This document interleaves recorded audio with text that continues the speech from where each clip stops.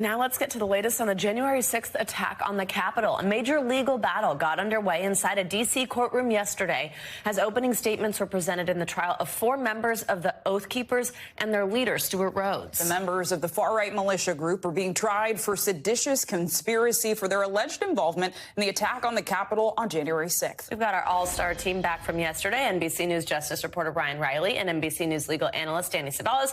They are here to break down the first day of the trial for all of us. Ryan, I will start with you. Good morning. Good to have you. So what were some of the biggest takeaways from yesterday's opening statements?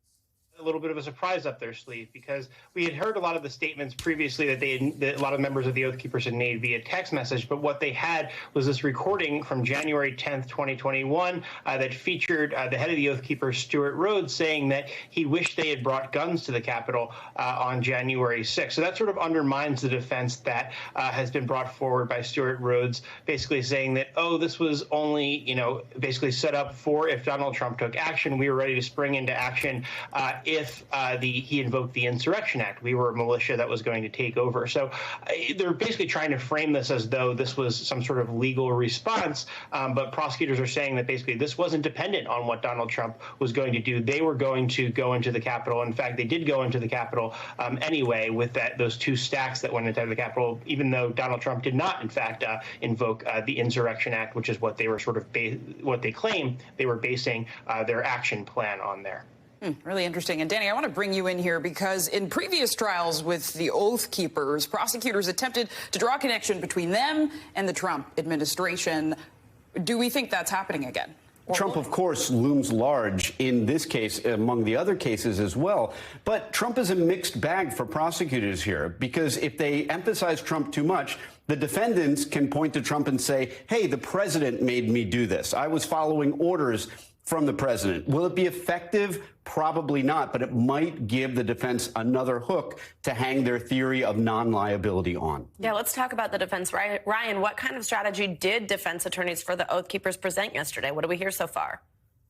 It's really a mixed bag. I think, for Steward Rhodes is essentially throwing some of the other Oath Keepers under the bus and say, hey, I didn't tell them to go inside the Capitol. You don't have any evidence of me telling them to do that. And that's basically what his plan is going to be. I think for some of these other defendants like Thomas Webster, it's going to be more of, hey, I'm not that much of a threat. This was all a lot of big talk.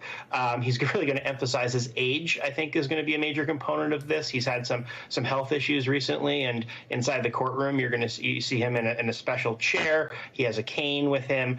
So that's certainly something that I think that they're certainly not trying to hide any health issues that he has from the jury to essentially make him out to be less than a lethal threat in terms of this ongoing prosecution. That's a good point. Yeah, and Danny, I know there's some new reporting. 2 sources familiar with the matter say that the House committee investigating the January 6th attack will hold another public hearing. How do you think this Oath Keepers trial might impact that?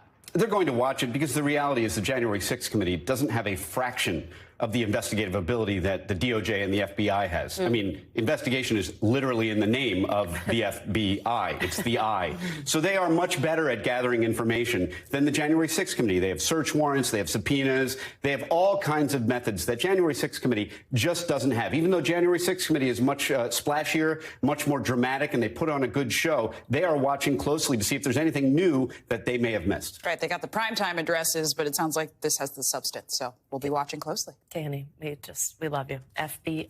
Thank you very much. Ryan, also, thank you. Appreciate you. Thanks for watching our YouTube channel. Follow today's top stories and breaking news by downloading the NBC News app.